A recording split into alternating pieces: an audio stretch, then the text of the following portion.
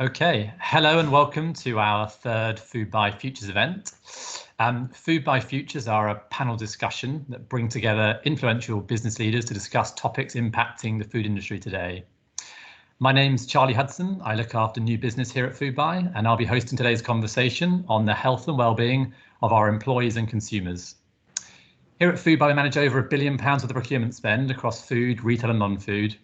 And we work with a brilliant network of suppliers delivering to a range of our food service customers. And I'm delighted to have a great panel of our suppliers with us today. And I'd like to introduce them now. So without further ado, we've got Katia Simmons from Nestlé Professional, Managing Director. Hi, Katia. We've got June Clark, Health and Wellness Manager, also from Nestlé. We've got Mark Stewart, Sales Director at Life Water. We've got Lucy Davidson, Away From Home Channel Director at PepsiCo. We've got Barry Jordan from The Devil's Kitchen, General Manager. And I'm really delighted, we've also got from Compass Group, our parent company and single biggest client of Foodbuy, Luxy, our Senior Central Nutritionist, and my colleague Owen Stachbury from our category development team, filling in for Sophie Daniels, who was due to be here today. So thanks, Owen, for joining us. I'm actually going to hand over to Owen to do a bit of scene setting on the subject of health and well-being before we get into the panel discussion. So Owen, over to you. Thanks, Charlie. I'm really looking forward to today's call and discussing with our panel the areas health and well-being. To introduce myself quickly, so I'm Owen Stachbury, the category development manager for beers, wines and spirits and cold beverage, and work part of the wider retail team that covers a huge number of consumer-facing brands and companies, a couple of which are present today. We together have a great opportunity to directly engage with our consumers and ensure we're meeting their needs. In terms of health well-being, it's always been important to consumers, clients and ourselves in Foodbuy, but we really feel this focus will be increased following the recent pandemic.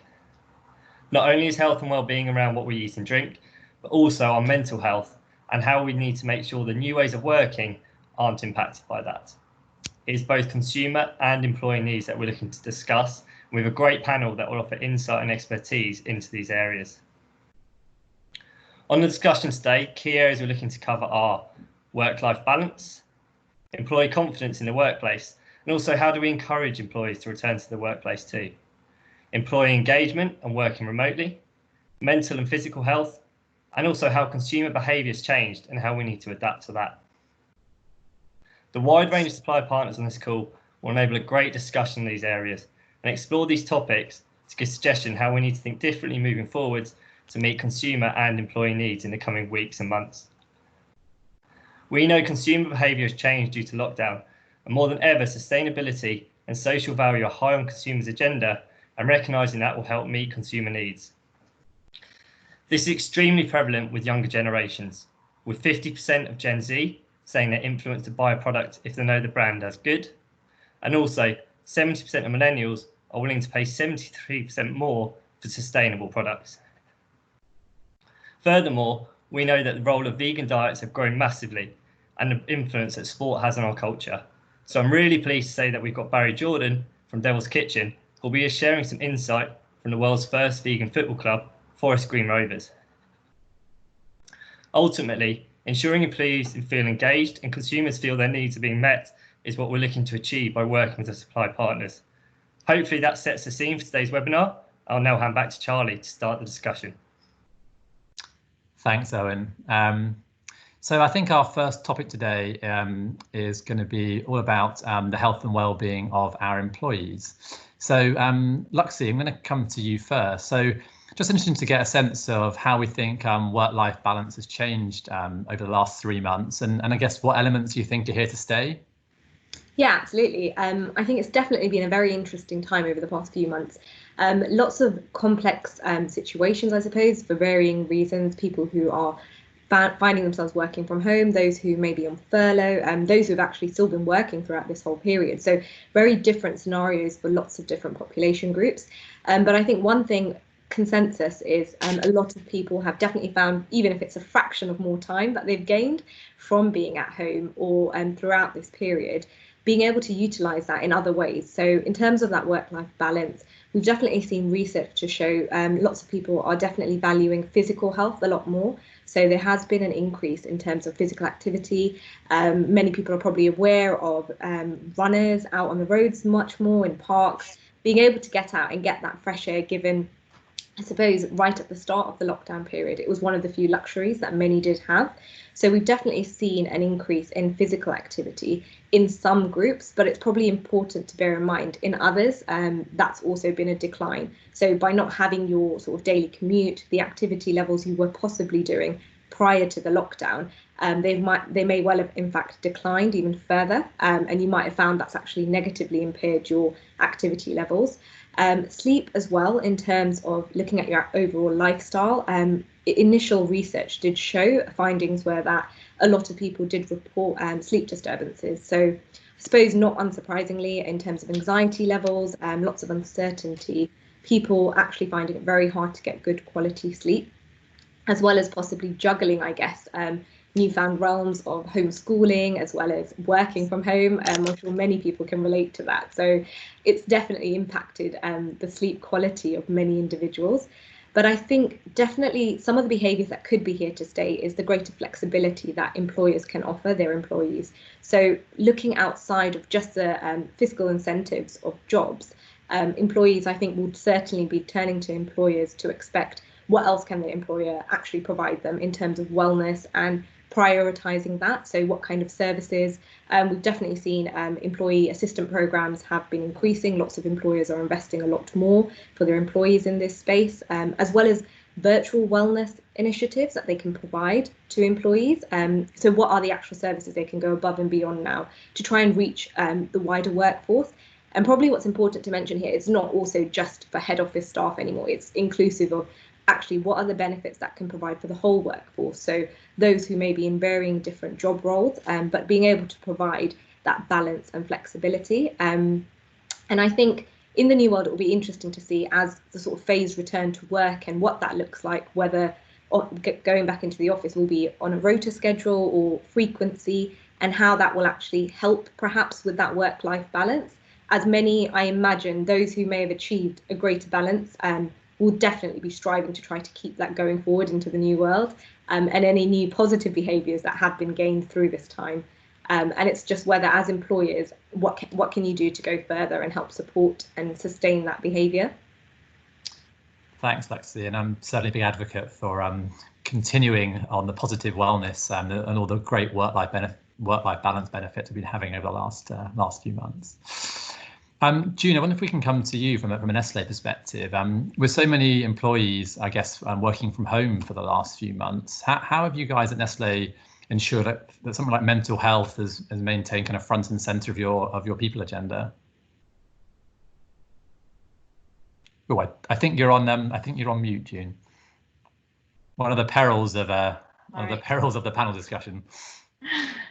Well, I've gone first then and broken the duck with the mute. So we put a lot of focus on our people's mental health during the COVID-19 crisis, because we've had to work in a very, very different way, the majority of us, not just and not just our people in the factories who we wanted to stay, we needed them to stay at work. It was really important that we made them feel safe. Because at the time when we all got locked in our homes and started working from home, we still needed them to go to work to, keep making our products.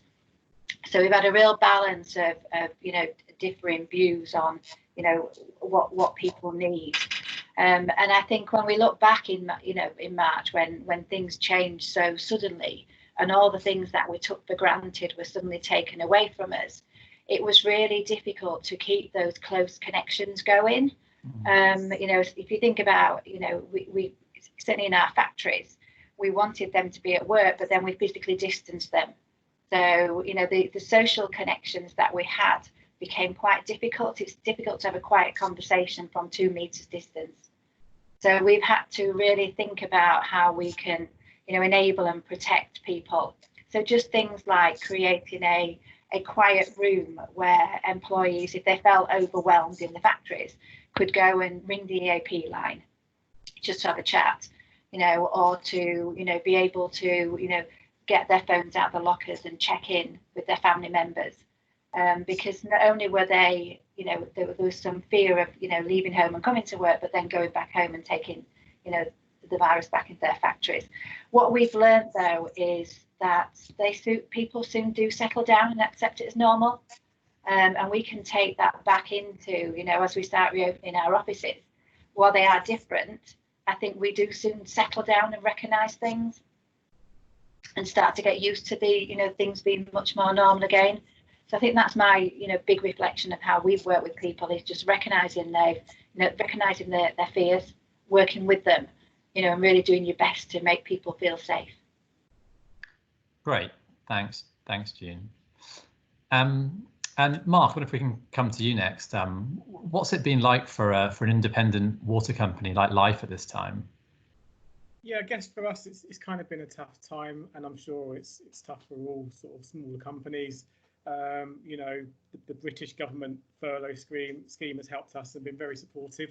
So we've been using that. We've furloughed some staff, and we're also making sure we keep them in touch with our plans, possible back to work dates, and just making sure they know what's going on within our business, to make sure they're feeling informed, and safe and secure at this current time, and also we feel with talking to them and keeping them up to date, it helps with their sort of mental state of mind as well, to feel they're connected to us. Brilliant, thanks Mark. And from a consumer consumption perspective, I guess whilst we've all been working from home, I'm guessing some new trends are starting to have developed, and I wonder, Luxie, from a nutrition and diet perspective, what things have you started to notice, and what do you think the future looks like in that respect? Yeah, absolutely. Really good question, Charlie, because I guess in terms of the initial lockdown phase, and I suppose in light of sort of COVID, and there was a real big focus on immune health, and that was definitely something that a lot of the trends did show, and also a lot of the consumer behaviour search criteria. Lots of people were searching sort of sales of supplements to help support immune health, as well as types of vegetables that commonly known to be high in vitamin C. A lot of people were reaching for what other things they can actively do to try to help improve their immunity. So that was sort of initial period of, I suppose, slight anxiety, slight panic driven. But following on from that, from a nutrition and diet perspective, health has certainly taken more of a forefront, and it's given people, I suppose, the time to reflect on what exactly have they been eating. Also probably comes hand in hand with having the time to look at what are they cooking, spending more time purchasing and actually cooking meals, and actually knowing what goes into those meals. So initially, I think it was sort of panic driven of what can we do, and what can I sort of buy right now to help improve my immunity. But I think that's now sort of settled into a phase of everyone knows it's sustained healthy eating behaviour that will help with your overall health as well as immunity. So looking at increasing your fruit and vegetable consumption, as well as making sure you're sort of leaning towards plant-based protein options in your diet too. But what's also interesting, I suppose, on the flip side of that is throughout this period, there's definitely been an increase in snacking behaviour. Lots of people snacking, whether that's having more time at home, mindlessly snacking, boredom, equally lack of time.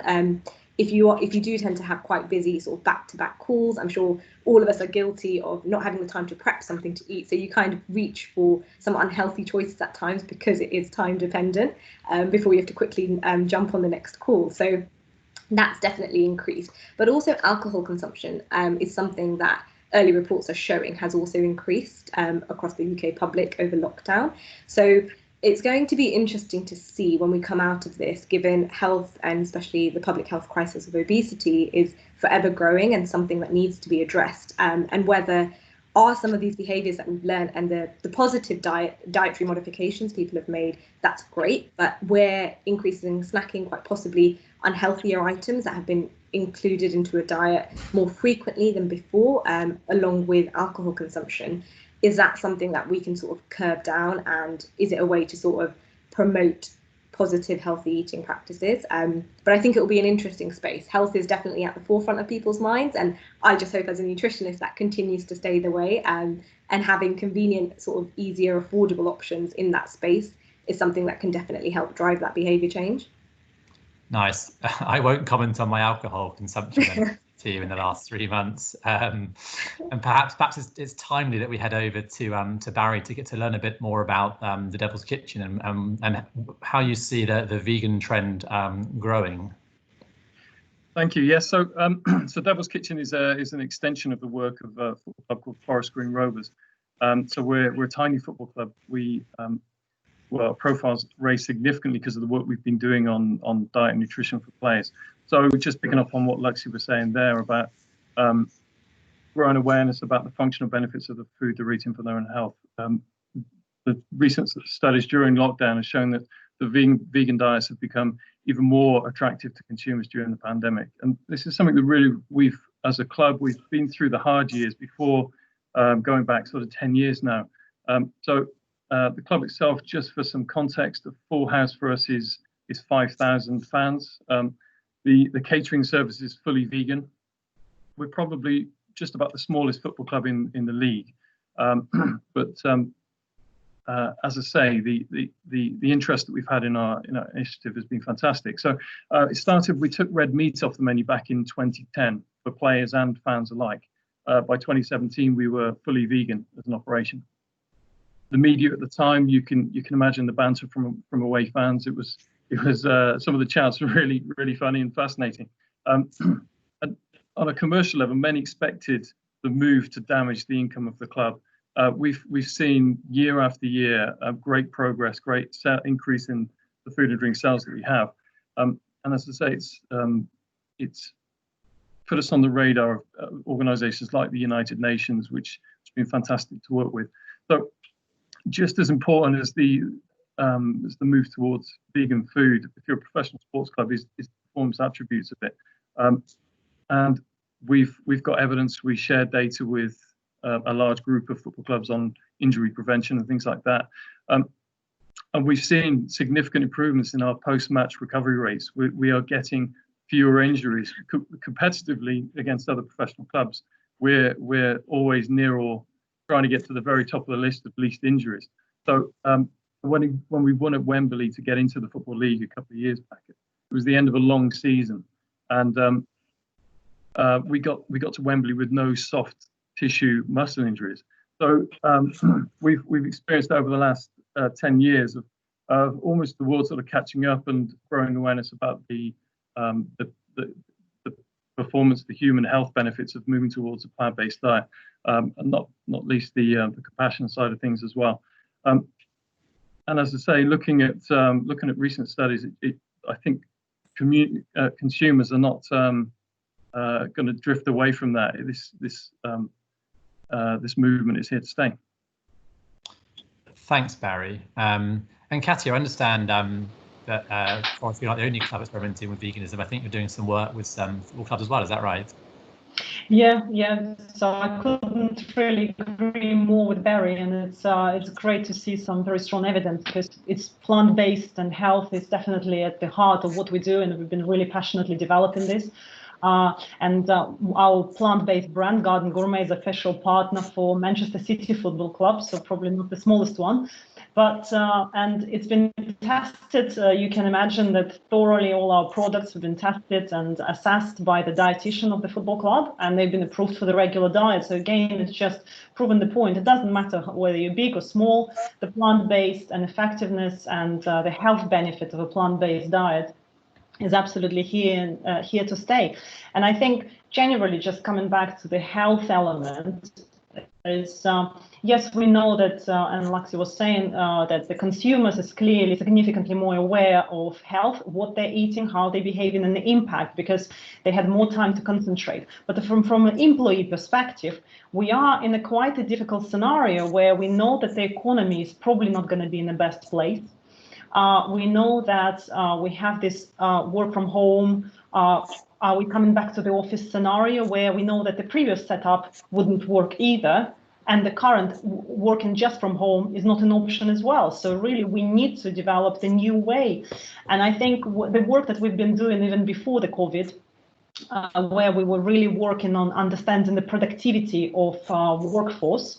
What are the drivers? What are the drivers of productivity of the workforce? And we clearly saw the link between health and how do you organize break and what coffee and what drinks would people consume would really boost productivity and engagement. And we got to the point where we were able to quantify and prove with data by changing your setup of your routine of the day, by providing the right snacks, by providing the right meal, by providing the right coffee solution specifically, we were able to prove and boost productivity, which I think in the current scenario where we're going to be really challenged on how do you work, how do you create an engaged team after the COVID, and what's the right setup is really powerful. So once we've put this together, we really realized that you can make a difference.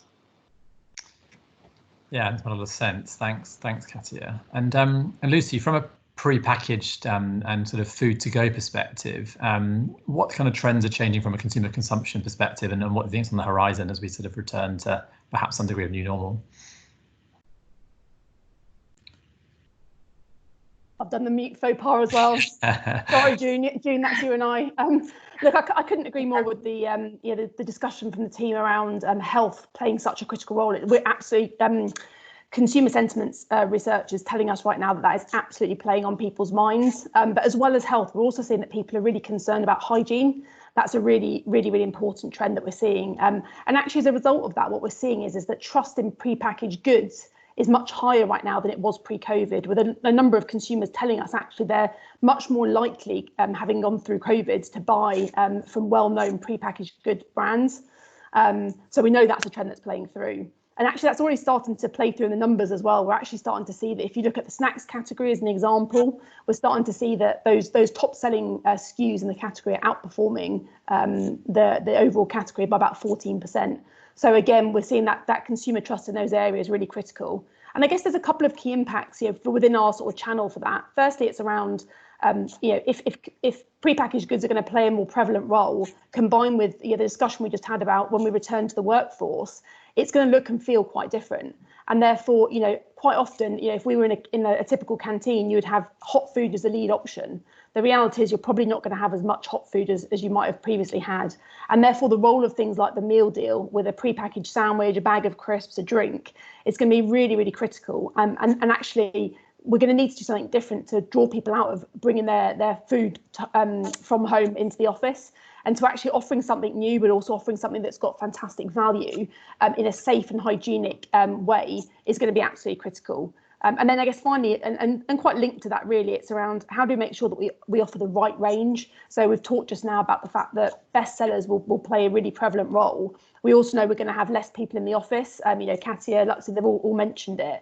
And therefore, consolidating that range is more critical than it ever has been before, because actually we don't want to have a load of wastage, but you want to ensure that you're playing towards the key need states of your consumers. So that's having a healthy option as well as a core option at the same time. Great, thanks, Lucy. And I guess we talked a lot about the return to work, but there's an awful lot of people who have continued going into work and supporting the food industry over the last few months. So I guess from a manufacturing perspective, Barry, it'd be great to hear from you in terms of, I guess, how you've carried on manufacturing products over the last few months, where the social distancing has been a challenge, and some of that experience would be interesting to hear about. Yeah, well, we obviously, like many businesses, been working on a lighter workload during lockdown, and it's been a real learning curve. Picking up from your previous Foodbuy Futures events, we're having similar things, and we're a relatively small team, so the complex. The situation isn't quite as complex a challenge as large organisations would face. Fortunately, we haven't had any illness yet, which is great. We're now, as we emerge from lockdown, looking at starting to bring some more of the team that we have furloughed back into the business, and things like asthma, for example. The whole team wants to come together and make sure that we can keep the whole company safe and safe from COVID. So the key challenge for us, it's not always possible to maintain that 2 meter distance in our food manufacturing facility. We've had to put some initial measures in place to keep everyone safe. We stagger entrance through the changing facility to prevent congestion. There are certain areas that really can't accommodate 2 people, so we've specified and clearly marked that only 1 at a time. Simple things like that. Face masks now worn in the factory. What we're finding, and I hear many companies say the same thing, is when you have your face covered, it's not quite the same in terms of camaraderie. You know, does affect things. So we're trialing different visors. There's a variety on the market, and actually getting one that is effective, but is also comfortable for prolonged use is taking some time to get right. And we're learning as we go, as we say. As lockdown comes to an end, I'm looking how we can tighten our procedures further. You see some incidences in the media of people maybe who are gone a bit too slack in terms of protecting themselves and others from COVID-19. So we're going the other ways. What can we do to tighten procedures further? So this week, for example, we've bought a thermometer gun. We're informally playing with it. The team are buying into it, but we're starting to check people's temperatures on a daily basis now. We might formalize this and inviting ideas from the team to make sure that they're fully bought in and there's no surprises. And if this is sticking around for 12, 18 months or longer, that it's a nice place to work. Yeah, makes a lot of sense. And I guess, Katya, from your perspective, interesting to get a sense of the manufacturing environment for Nestlé, but also you mentioned coffee earlier, and I know a lot of us will be looking forward to, or have enjoyed and looking forward to even more coffee consumption. And yeah, it'd be good to hear a little bit more about that from you as well. Oh yeah, generally, I'm sure quite a lot of us are really dreaming of a very good cup of coffee. And even if you have a very good cup of coffee at home, it's just sometimes variety, which is also very important. Yeah, definitely. So definitely coffee is one of the key categories that consumed at work, and people will be looking forward to go back and have your favorite cup of coffee and have part of your routine.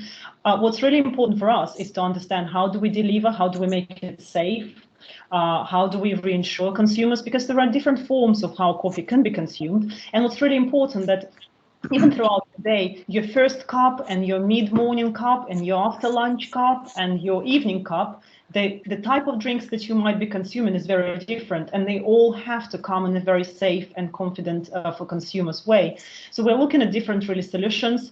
We are looking at the dosing solutions where we have special kind of very light equipment that provides dosing of the soluble solutions. We increase in, for example, the stick packs where there's less people at site and they want an individual solution. Obviously, coffee machines are one of the safest to use because the ingredients are completely closed and you don't necessarily, there are options how you touch buttons, and we are working and we'll be soon introducing completely touchless technologies and all done through the applications. And I'm sure on the campus side, and you are really looking how do you order everything through the application where you don't have to touch anything. So definitely the machines will be part of it. But at the same time, the important element in all this story for me is actually how do you make sure that you don't recreate and you don't create extra packaging, you don't create extra things that are going against what was really close to our heart as sustainability, is making sure we're really doing right for the people, for planet. We don't want to, on a short-term basis, to create a solution that is actually harmful.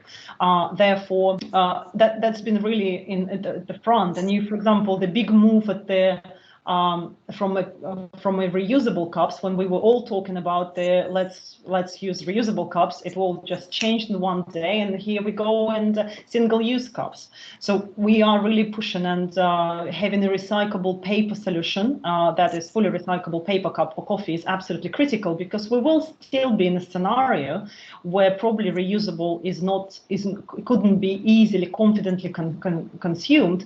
But even going forward, you can't move 100% of the on-the-go cups to reusable cups, because I'm sure in your life, even if you're very passionate about your coffee, sometimes it's just simply impossible to wash your cup or to bring it with you.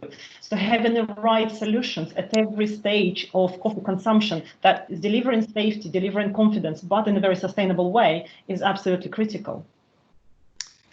Yeah, I'm glad there's plenty of thought going into my return to work coffee. It's the best news I've heard today, certainly. And to accompany my coffee, I guess, June, have you got a perspective from an Nestlé lens on kind of the return to work from an office environment and kind of what plans you got in that respect? Yeah, and we've had lots of learnings from keeping our factories open, because we are a big manufacturer. You know, we have 60% of our 8,000 workforce have been working through this. So we've had to ensure strict 2-meter guidance, because we couldn't, you know, if we cut down the number of people in the factories, you cut down how much you can manufacture. And you know, when you sat at home and you're very close to the fridge, you want a Kit Kat very close to you. You know, the fridge has suddenly come much closer to me than it ever used to be. So we've had to try and keep manufacturing, you know, really high. So we have got strict 2-meter guidelines. You know, we have put temperature checking in, you know, with cameras like you get in an Air Force. So what we've done in our factories, we will put back into our offices. So it'll be a very different proposition to what we left. And and we want less people in there, because you know, we still believe if you can work from home, Boris says if you can work from home, work from home. But some people want to go back in for welfare reasons or psychological reasons. So making sure that, you know, the learnings we've had in the factories around, you know, going one way, you know, closing off bathrooms, putting the thermal checking in, making masks available if people want them. You know, we haven't made them mandatory because we've got really good social distancing in place. It's been really key. But then communicating how different it will look. I think that's the thing, setting the expectations up so that they don't come back in expecting the friendly, collaborative workplace that they had, you know, back in March, that they left, that it will be a very different proposition. You know, you won't be able to have that hug that you want to give people because you haven't seen them for 3 months. It's going to be really, really important. So, you know, we've done some really good, you know, for people who, you know, we brought back about 10% of our office staff already, or offered 10% chance to come back. You know, we've done a really great induction pack. We've had people greet them as they come in, because we do have spare people now. So, you know, they're greeting them as they come in to say, this is how you do things now, so that you're not bumping into people. So we've just had to put a lot of thought behind it, because I think that reassurance, people's safety now feels paramount. You know, people worry about their safety. So I think we've done a lot of great communication and put a lot of thought into how do we make people feel safe. Thank you. Yeah, big takeaway for me today, hygiene certainly, as well as health. It's been referenced by a number of you. I think social value and doing good it was something that's been gathering momentum for a long time now. And I wonder if something's going to be fast forwarded. Here at Foodbuy, we've pledged to further spend £5 million with social enterprises over the next 12 months. And I guess, Mark, it'd be good to come to you to get a sense of what LifeWater are doing to provide social value while sales are perhaps a bit slower at the moment. Yeah, we've seen a fast decline in donations since the shutdown. You know, we have essential worker status in several developing countries, which allows us to still operate our vital work on the ground. But donations have certainly slowed as sales have slowed. It doesn't mean, as a company, we've been sitting back doing nothing. We want to become a better company, and we're looking to add value to our community. We've also been innovating further with biodegradable or sustainable materials. We're also developing new drinks with environmental and health benefits. We've also given away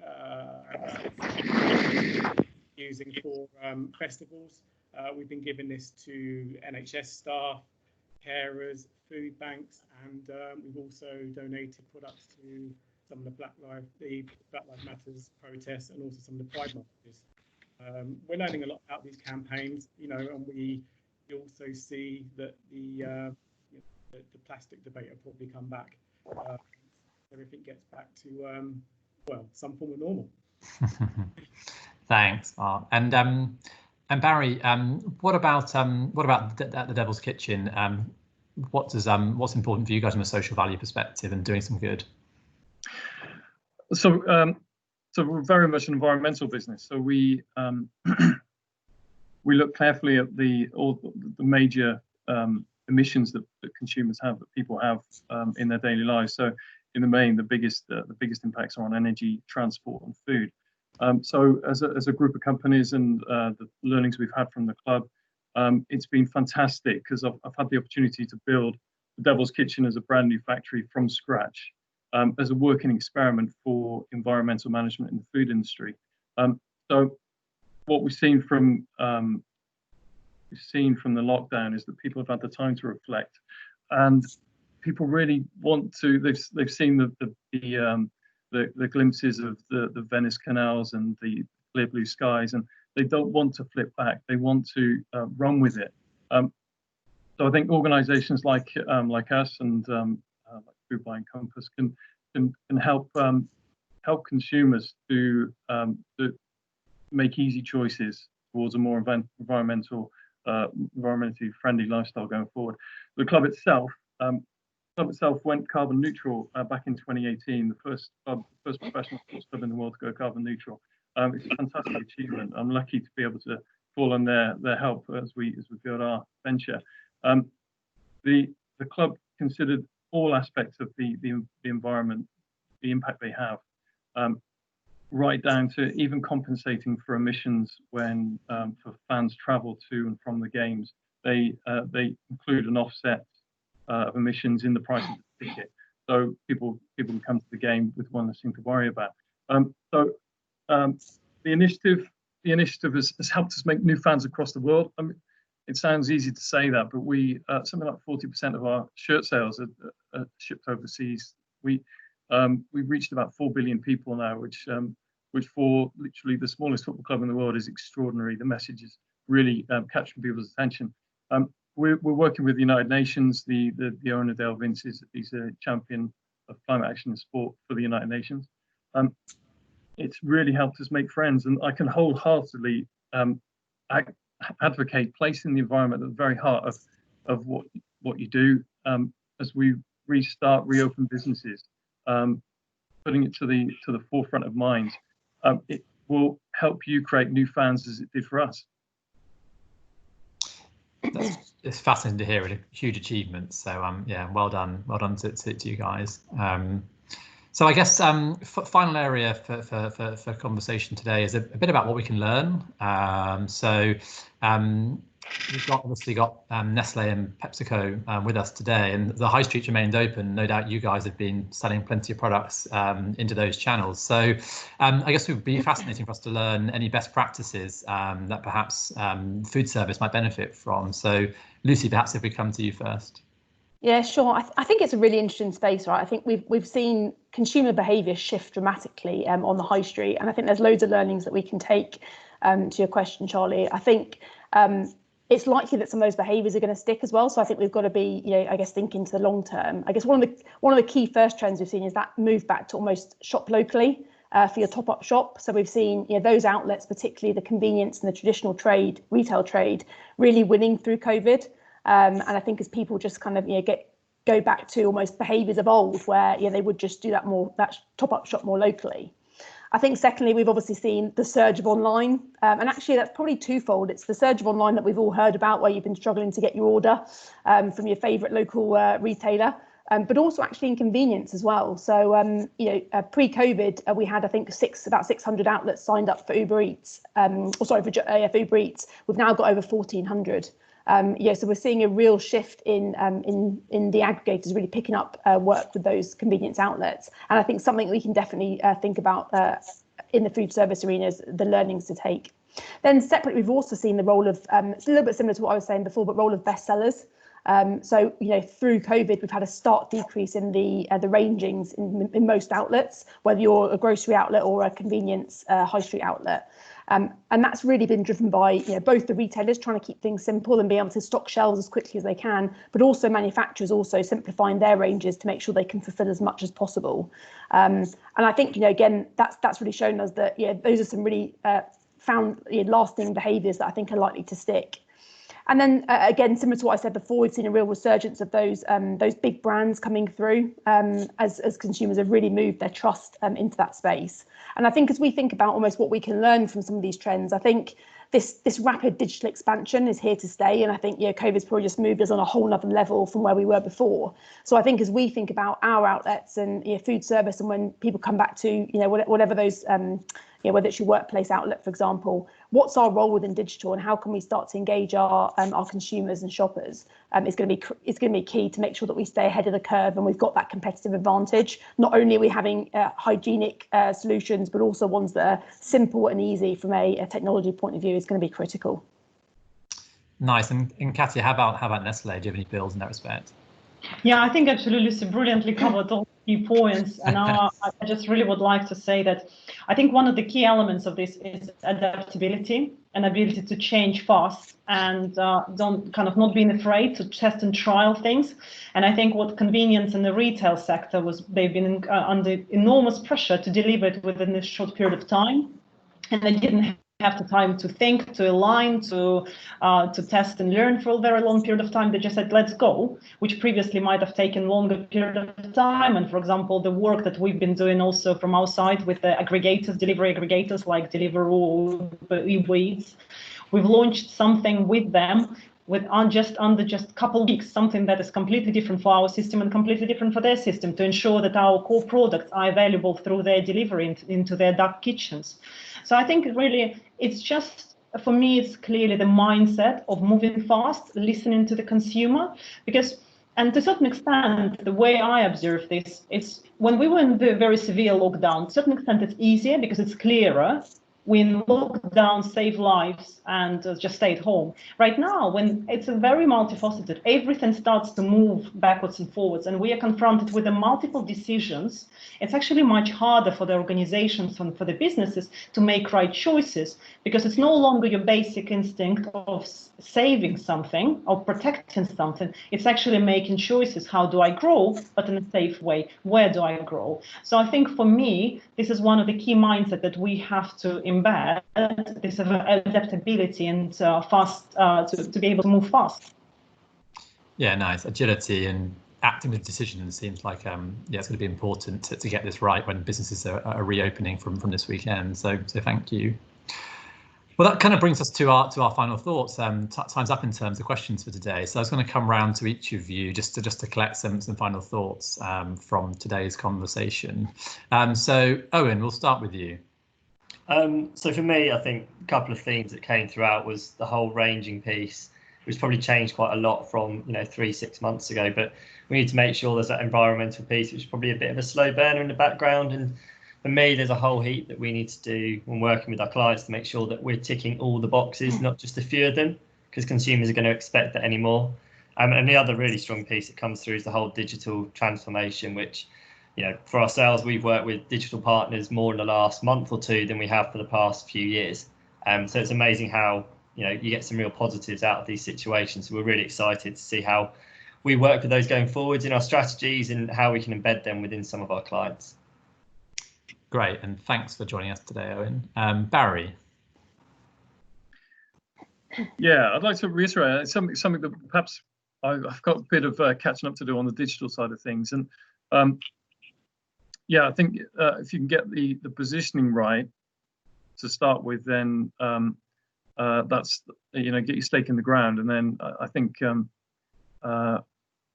focusing on that, what we can do to improve digital. I noticed today I didn't even have the Devil's Kitchen doesn't even have a LinkedIn profile, so you can see the work we've got to do. But it's fascinating to hear the other ideas, the other thoughts, and I'll be putting those to good use.